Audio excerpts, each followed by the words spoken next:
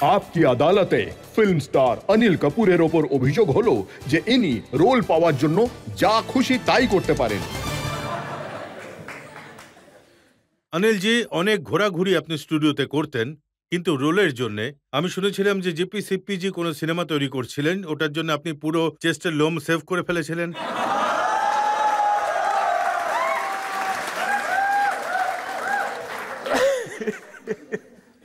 আরে অনেক গল্প আছে আমার। রাজ স্যার সিনেমা তৈরি করছিলেন, Raj Kapoor sir, the great Raj Kapoor, পরমবীর চক্র তৈরি করছিলেন। তখন জানতে পারলাম যে ওখানে ৩টে রোল আছে। তখন আমি বললাম, আরে এরম মনে হচ্ছে ৩ জন ছেলে আছে, এরকম তো হবে না যে দুজনকে নিয়ে নিল আর একটার জন্য আমার চান্স হবে। তো উনি আর্মি, নেভি আর এয়ারফোর্সের জন্য সিনেমা তৈরি করছিলেন। তো আমি পৌঁছলাম খড়গপুর, আর আমি আমার চুল-টুল কাটলাম। ওখান থেকেই যে আর্মির যে বারবার ছিল ওর থেকেই চুল কাটালাম, ছবি-টবি তুললাম আর পৌঁছে গেলাম আরকে। আমি সেই সময়ের কথা বলছি যখন আমাকে আরকেতে ঢুকতেও দিত না। তাই আমি খুব কষ্টে ভেতরে ঢুকলাম, ওখানে দাঁড়িয়ে থাকলাম কটেজের বাইরে, আর আমি ওনাকে ছবি দেখালাম।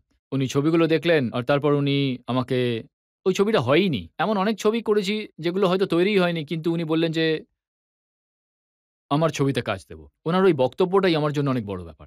তাই আমি রজতবাবু সবসময় কবে কাজের অপেক্ষা আমি করি না। আমি কাজের পেছনে দৌড়তে থাকি। যে ভাই কাজ আসবে তবে আমি কাজ করব, আমি কাজ খুঁজতে থাকি। আর একটা ভালো রোলের জন্যে, একটা ভালো ডিরেক্টরের সঙ্গে কাজ করার জন্য, একটা ভালো রাইটারের সঙ্গে, একটা ভালো কোস্টারের সঙ্গে কাজ করার জন্য আমি সবকিছুই করতে পারি। সব সিনেমাতেই আমরা আপনাকে এই রূপে দেখেছি, আপনার হেয়ারস্টাইল, আপনার গোঁফ, কিন্তু ইয়াশ চোপড়ার সাথে কাজ করার জন্য আপনি গোঁফ কামিয়ে ফেলেছিলেন। লম্হে লম্হেতে আমি গোঁফ কামিয়েছিলাম। আর আমি যখন বাড়ি পৌঁছলাম, তো যখন আমি বেডরুমে ঢুকলাম তখন আমার বউ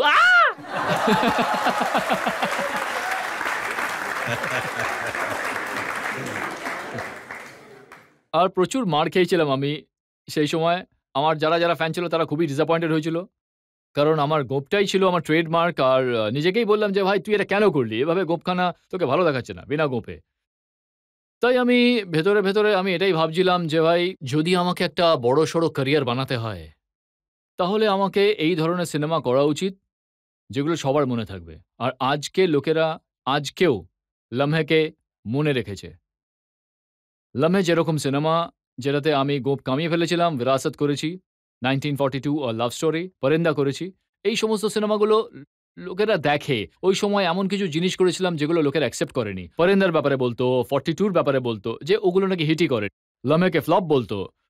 কিন্তু কোথাও না কোথাও আমি ভেতরে জানতাম যে এইসব জিনিসই আমি করব। কখনো মোটা হয়ে যেতাম, কখনো গোঁফ, আপনার খেয়াল থাকবে হয়তো বিরাসতের জন্য আমি এই কাঠগড়ায় বসেছিলাম, গোঁফ বড় করে এসেছিলাম। তো আপনি আমাকে জিজ্ঞাসাও করেছিলেন যে, "এসব কি বড় চুল, বড় একটা গোঁফ, হাতে কি কোনো কাজ নেই?" You understand that? কিন্তু আজকাল ওটাই ফ্যাশন হয়ে গেছে। আজকাল media interested. You understand? So things changed. তাই এই সমস্ত জিনিস আমি এইজন্য করেছি যাতে আমি গোটা জীবন কাজ করতে পারি। রোলস করতে পারি। ইয়াশ চোপড়ার মতো ডিরেক্টরের সঙ্গে। উনি সবসময় উন্নত চিন্তাভাবনা রাখতেন। উনার যে স্ক্রিপ্ট ছিল, যখন উনি উনার যে প্যাশন ছিল ওই সিনেমায়, ওটা আমার মনে হয় ওটা আজও লোকেরা বলে ইয়াশ চোপড়ার যদি বেস্ট ফিল্ম থেকে থাকে সেটা হলো লম্হে। তাই উনার জন্য গোঁফ কি আমি সবকিছুই কামিয়ে দিতে পারি। সুভাষ ঘাইয়ের সাথে সিনেমা করার সময় অনেক কাঠখড়া পোড়াতে হয়েছিল আপনাকে। সুভাষ ঘাইয়ের সঙ্গে প্রচুর কাঠখড় পোড়াতে হয়েছিল আমাকে উনার সিনেমায় কাজ করার জন্য। উনি ক্রোধী সিনেমা বানাচ্ছিলেন। ক্রোধী সিনেমা তৈরি করছিলেন, আর আমি গিয়ে সেটে দাঁড়িয়ে থাকতাম, লবিতে দাঁড়িয়ে থাকতাম, হোটেলের রুমের বাইরে দাঁড়িয়ে থাকতাম, যাতে উনি একবার আমার দিকে তাকান। আর লক্ষ্মীকান্ত প্যারালালের বাড়িতে যেতেন, মিউজিক ডিরেক্টর ছিলেন। উনার একজন রাইট হ্যান্ড ছিল চন্দ্রকান্ত। উনার কাছে বসে থাকতাম, "ভাই আমার সঙ্গে দেখা করিয়ে দে, সিনেমায় নিতে বল।" কিন্তু উনি আমাকে নেননি। উনি সচিনকে নিলেন, সচিন বাবু, একজন ভালো অ্যাক্টর উনি। কিন্তু আমাকে নেননি কারণ সচিন ওই সময় উনার মনে হয়েছিল যে এ বেশি যোগ্য ওই রোলের জন্য। উনি নিয়েছিলেন, কিন্তু আমি হেরে যাওয়ার মতো লোক নই। আমি আবার কাঠখড় পোড়াতে লাগলাম। তারপর আমি ১ম সিনেমা করলাম 'মেরি জং'।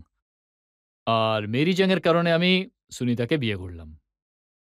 তাহলে মেরি জঙ্গের সাথে সুনিতার কি সম্পর্ক? আসলে সুভাষ ঘাই বাবু ওই মানে এত বড় একজন ডিরেক্টর, এত বড় এক শিল্পী, উনি যে সিনেমা বানিয়েছিলেন, তো ওই সময় উনার সিনেমায় শুধু সাইন করাটাই যথেষ্ট ছিল। যেই অনিল কাপুর, জ্যাকি শ্রফের সঙ্গে হিরো সুপার ডুপার হিট হয়েছে, কিন্তু উনি নিয়ে নিলেন অনিল কাপুরকে জাভেদ সাহেব আমাকে রেকমেন্ড করেছিলেন ওই সিনেমাটার জন্য খুব ইন্টেন্সলি। উনি আমার মশাল দেখেছিলেন আর মশালের জন্য উনি আমায় নিয়েছিলেন। তো আমি তারপর সুনিতাকে বলতাম, বেচারি she was I was her friend and she was my girlfriend. আর বহু সময় ধরে সময় পেরিয়ে যাচ্ছিল। আর অবভিয়াসলি হার প্যারেন্টস, ওর মা-বাবা চাইতো যে আমি বিয়ে করি। তখন আমি বলতাম যে যতক্ষণ না আমার টাকা পয়সা হবে, বাড়ি হবে, আমি কিভাবে বিয়ে করব? How will I look after you? তাই যেদিন আমি ওটা সাইন করলাম মেরি জাং, এখন আমাকে কেউ আটকাতে পারবে না।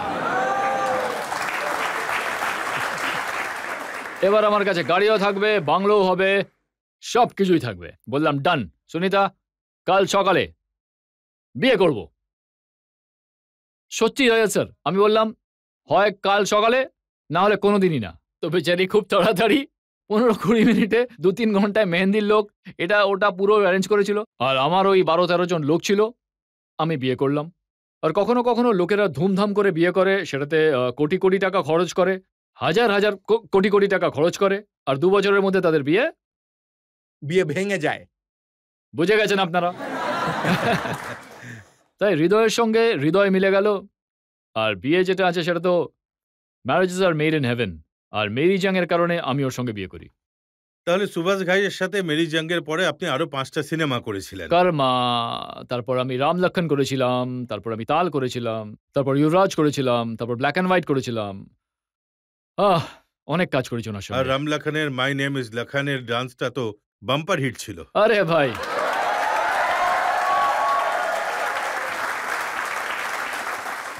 এই ঝাকাস আর এই রাম লক্ষণ গান আমাকে কখনো ছাড়বে না। কিন্তু না, এটা কখনো না। না, এগুলো হচ্ছে আপনাদের ভালোবাসা, মন থেকে ভালোবাসা।